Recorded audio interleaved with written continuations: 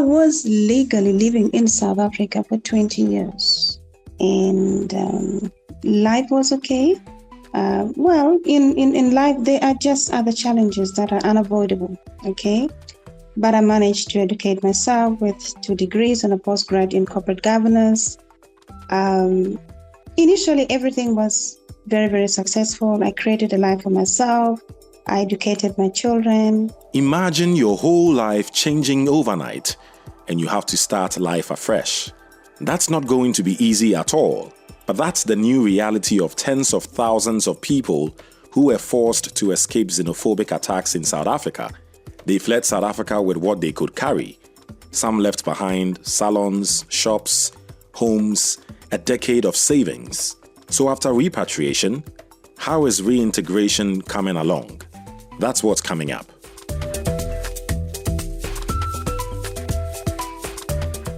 I am Eddie Micah Jr., and you are welcome to Africa Link, the podcast connecting you to the stories that matter. Africa Link, every weekday here on DW. For decades, South Africa has drawn people from across the continent in search of work, education, and other opportunities. But as anti-immigrant tensions have grown, many have been forced to leave behind the lives they built. Returning home may have brought safety, but for many, the real challenge is only just beginning. Let's discuss this further with Winifred Kabiri, who was forced to return to Uganda. I also have Frank Yiga, DW correspondent in Uganda. Hello and welcome to Africa Link. Winifred, it's been several weeks since you returned from South Africa. How are you feeling back home? Oh, thank you. How am I feeling? It's a big change, drastically, but mentally I'm more prepared for the reintegration. That is what I could say at the moment. Yeah, thank you. I can understand where you're coming from. And just to get your picture clearly, how long were you living in South Africa for? What were you doing? What was life and living it there? Okay, I was legally living in South Africa for 20 years, and life was okay. In life, there are just other challenges that are unavoidable, okay? But I managed to educate myself with 2 degrees and a postgrad in corporate governance. Initially, everything was very, very successful. I created a life for myself. I educated my children. I lived most of my life as a single mother, but life was okay, to be honest. Right. Xenophobia has been going on a number of years. It's not necessarily new xenophobia actions inside South Africa that's been reported this year. But what about it this year made it seem very different compared to other times? Were you surprised at how serious things got out of hand? This year it was different, to be honest, because there was a bit of consistency on their side. Usually they would come every year. There was always something. There was always a threat. But this year they gave ultimatums. They mentioned that by 30th of June, 2026, they do not want any foreign nationals in the country. That is South Africa. So it was a bit different compared to how they used to do it in the past. So yes, it was a bit surprising. Thank you very much for sharing that with us, Winifred. And then you had to make a decision this year that you had no choice but to leave. Take us through that period where you decided, really, to protect myself and my family, I had to leave this country, South Africa. You know, making a decision that is not just for you, but for your entire family is not easy. But yes, when I realized that there was unrest, which showed no signs of going down, in order to feel safe, protect myself, my family, I just had to comply. And so that gave me the opportunity, especially when our embassy the High Commission of Uganda, that is based in South Africa, made an announcement through the leadership. In fact, there is an organization that is in the diaspora called CAUSA. That organization, it puts together all Ugandans every year for a convention. And they have different chairpersons in the different locations, different villages, different provinces. So they use them to assemble people, put people together. It was based on that I got the news, and I said, oh, wow, okay, our government is thinking of us. And you literally have no time because we've been given, you're being told that leave on the 30th. And this call came in on the 27th. So yes, we just had to make a quick decision and put things together, pack up your bags and leave. So it's not really easy to make a decision to just get up and go. But when conditions are uncertain, when there is no safety, when there is uncertainty in a lot of other things, you just have to make the right decision. And that's what I did. Thank you. Were you forced to leave anything behind, or did you manage to pack all your belongings and everything you have or had to leave?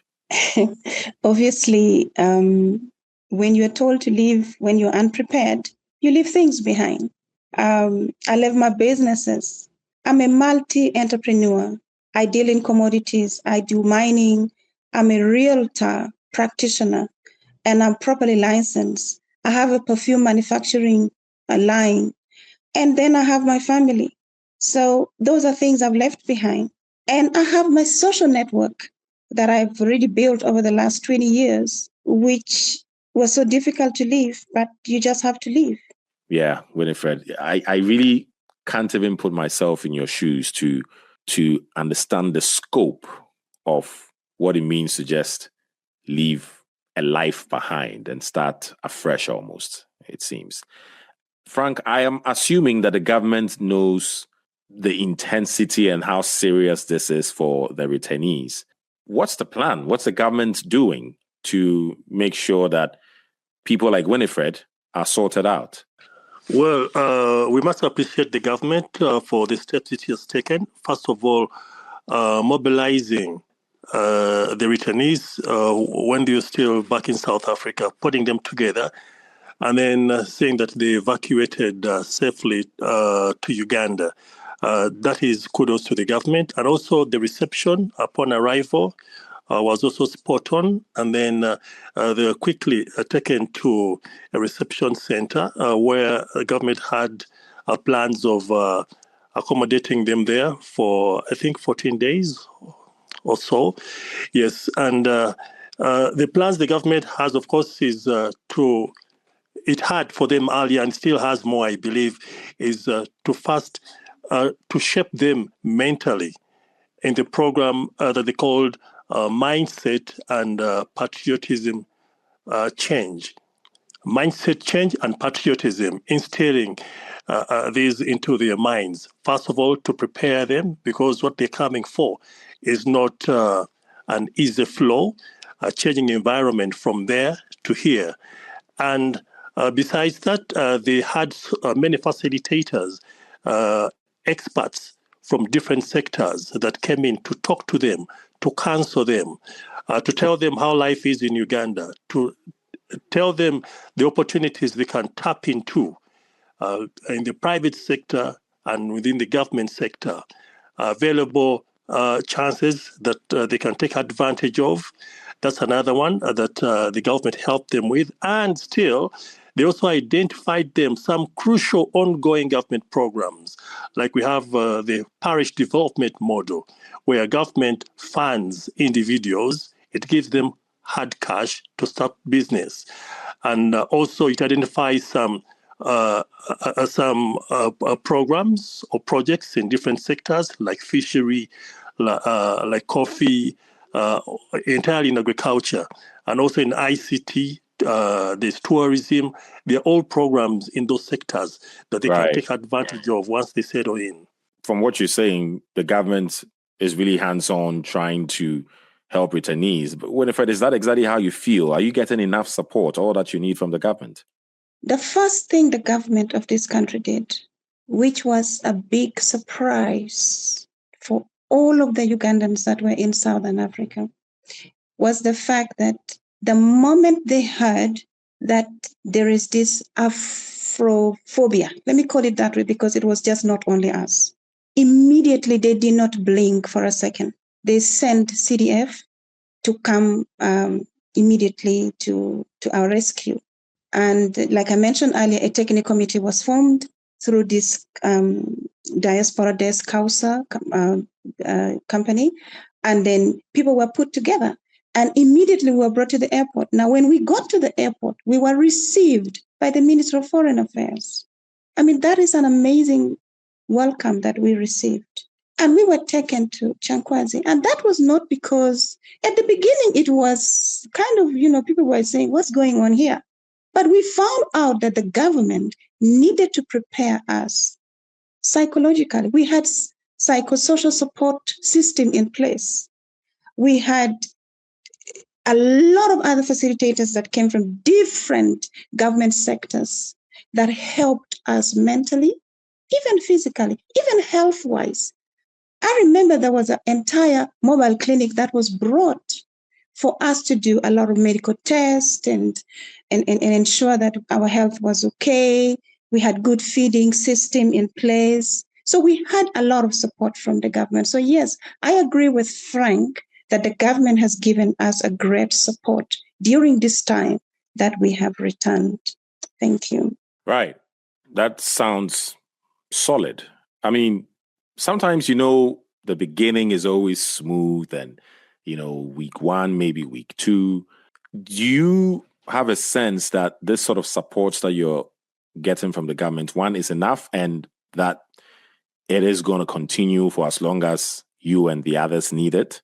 Or are there more things that you would want the government to tackle? I would say it's too early to make a very solid or a concrete response. But I would tell you what I'm thinking. Based on what we have seen, there is a structure in place by the government. And if the returnees can organize themselves, they'll be able to benefit each one of them. I think that's the best way how I can respond. Thank you. What about support you're getting from the community, right? Your family. How has that been like, as they, I'm assuming, are trying to help you settle after being away for 20 years? That's a very interesting one because I was the support structure to my family in Uganda. But anyhow, what I can say is that I'm getting social support, emotional support, but not financially. Thank you.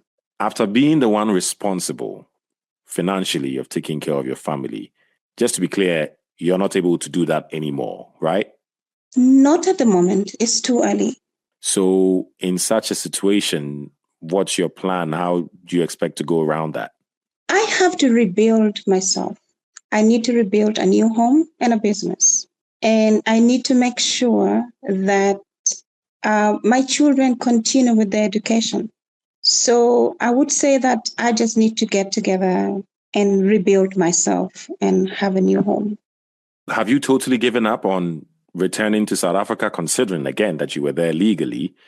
So do you have that plan in mind, or is it just like you've just given up, you can't live there anymore? What are you thinking? Northwest, home is best.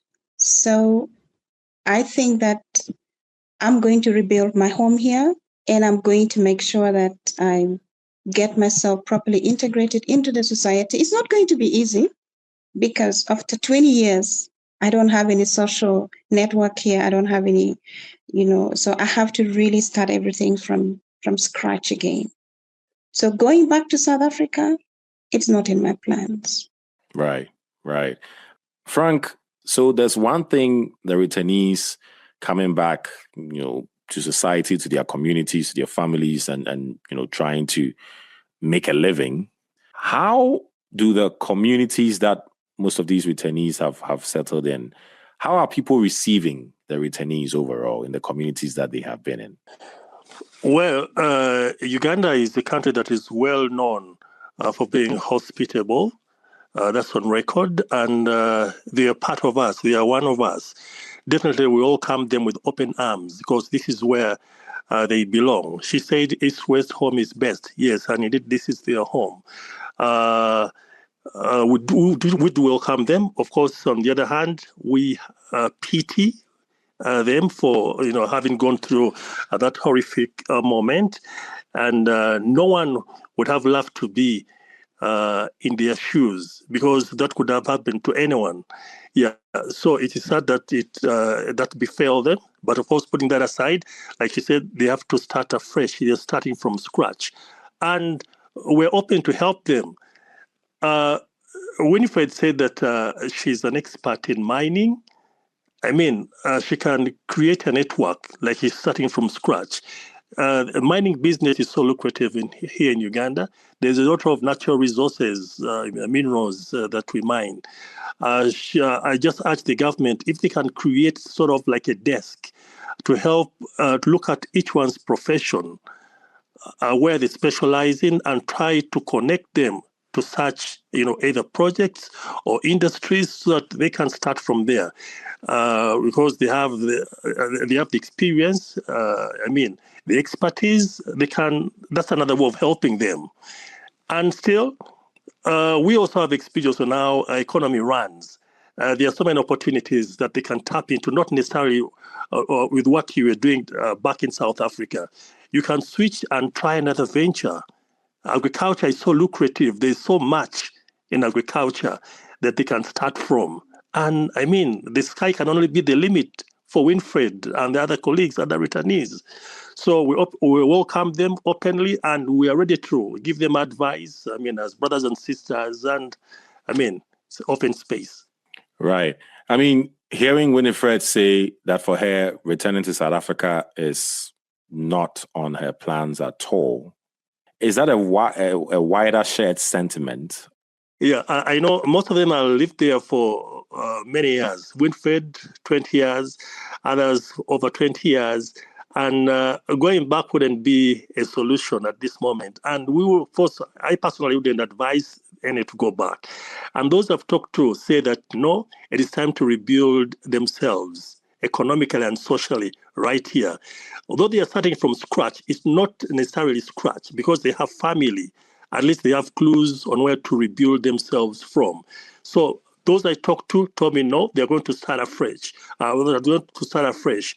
And the sessions they had, the mentorship sessions they had when they were being accommodated by the government, it guided them on how to go about with life, how to handle situations, and how to make life better. When the other door closes, the good one opens. Fortunately, the door that has opened has so much opportunities for them. And, well, they said they are staying here this time round. They are not going back to South Africa. Right. Thank you very much, Frank. Winifred, I'm going to give you the final words here. With all the other returnees from the different countries listening to you right now, what words do you have to share with them? Thank you very much. What I can share with all the other returnees is that we have been sensitized at Chankwanzi. We have been given a lot of knowledge of things we didn't know was even happening in the country. In fact, most of it is the reason why most people went out of Uganda.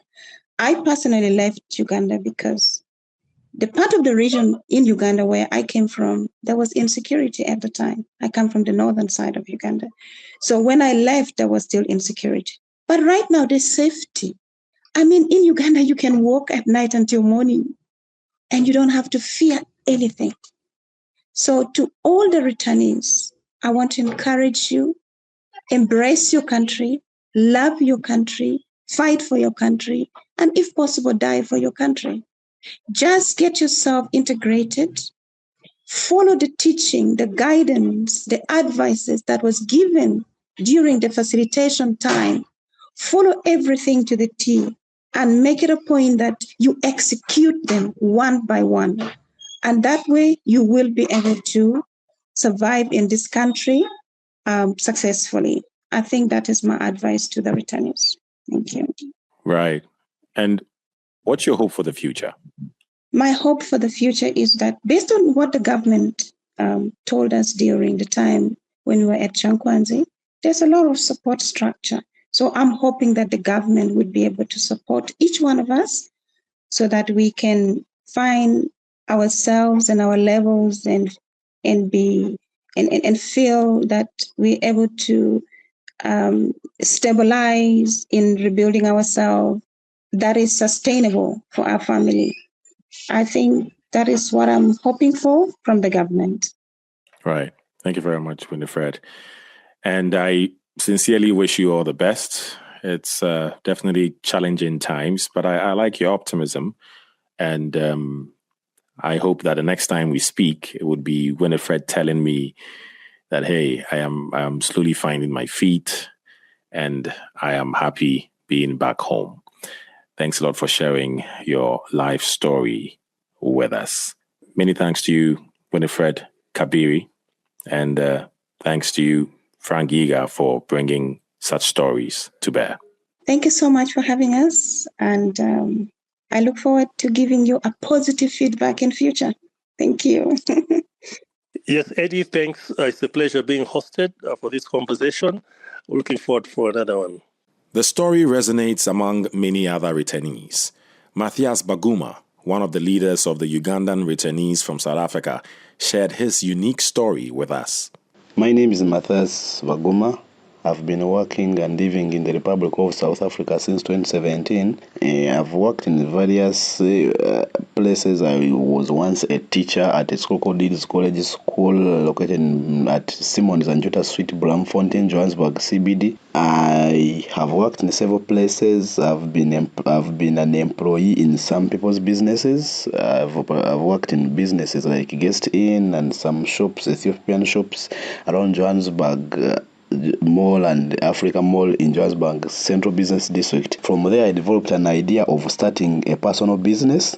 I've been operating that business since 2021. I have invested all the money that I've been getting in this business since its operation because it has been a profitable business, as I can say. But I realized it was too early for me to start collecting profits from it, yet it needed rehabilitation. I needed to renovate, improve it because it was a kind of an older property that I had to make sure that I renovate. I always do renovations, changes, installations, reinstallations, It was to my dismay that this same year when I took the loan from the bank, I was forced to leave due to the March crisis or the xenophobic attacks, which caused me a lot of damages where my business was attacked, the shop was robbed, the restaurant broken into, the business was vandalized, the guest rooms were all broken, some beds stolen, TVs stolen, Wi-Fi routers stolen, everything. Gate motor was removed and stolen. So I had to run for my life and took really nothing from the same business. I took nothing, and also my workers were forced to leave. I have evidence. I have the receipt that I was paying the bills with. I have the receipts that I've been clearing the money to the dues to the owner, and I have the receipts of the business of electricity that I was paying every month. I have all of them. I go to the receipts of the daily income that I was getting. My business has a WhatsApp number that I still have here in Uganda, and its page I still receive messages from clients who think it is still operational. I still receive emails. I still have an active Facebook page of the same business and a website. Unique indeed, isn't it? Let's get some more reactions inside Uganda. If returnees are expected to rebuild their lives, then governments must do more than welcome them back. They must help them recover, restart, and reintegrate with dignity. So it's good to know that Uganda seems to be on the right path, because for many migrants, the journey home is not the end of the story. It is the beginning of a second struggle. What do you think? Share your thoughts on Facebook and TikTok at DW Africa. Listen to us on Spotify or wherever you get your podcasts. and subscribe to our DW Africa YouTube channel so you never miss an episode. This show was co-produced and edited by Isaac Mugabe, and I am Eddie Micah Jr. Thanks for listening.